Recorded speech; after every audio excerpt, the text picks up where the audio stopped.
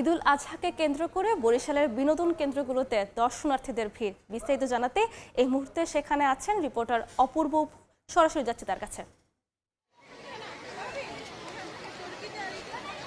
ঈদের আনন্দে মাতোয়ারা গোটা দেশ, যথারীতি বরিশালবাসীও সেই আনন্দে মেতে রয়েছে আজ 3 দিন পর্যন্ত। ঈদের তৃতীয় দিনে আজকেও আমরা দেখছি যে বরিশালের শহর সহ আশপাশের যে বিনোদন স্পটগুলো রয়েছে সেই সমস্ত জায়গায় মানুষের উপচে পড়া ভিড় রয়েছে।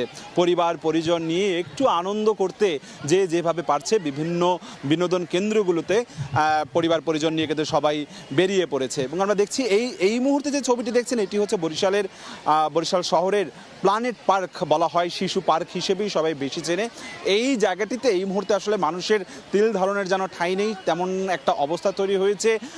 বাচ্চাদেরকে নিয়ে তাদের অভিভাবকরা এই জায়গাগুলোতে এসেছে এবং বিভিন্ন যে রাইডারগুলো রয়েছে সেই সমস্ত রাইডারে বাচ্চাদেরকে নিয়ে ঘুরিয়ে ঘুরিয়ে দেখাচ্ছে, সেলফি তুলছে, জীবনের এই আনন্দঘন মুহূর্তগুলো মুঠোফোনে বন্দি করে রেখেছে। কেউ ট্রেনে উঠছে, বিশেষ করে এখানকার ট্রেনটা অনেক বেশি জনপ্রিয় হয়ে থাকে। আপনি জানেন যে বরিশালে ট্রেন নেই, ফলে ট্রেন না থাকার কারণে এই শিশু পার্কে যেহেতু একটি খেলনা ট্রেন রয়েছে, সেই ট্রেনটিতে বিভিন্ন বয়সের মানুষ, শিশুদের পার্ক হলেও আমরা দেখেছি যে বিভিন্ন সিনিয়র মানুষরাও, সিনিয়র সিটিজেনরাও কিন্তু এখানকার যে ট্রেনটি রয়েছে সেই ট্রেনে করে ঘুরে বেড়াচ্ছে, একটু আনন্দ আয়োজন করছে। এর বাইরেও বরিশাল শহরে কীর্তনখোলা নদী সংলগ্ন 30 গোডাউন রয়েছে।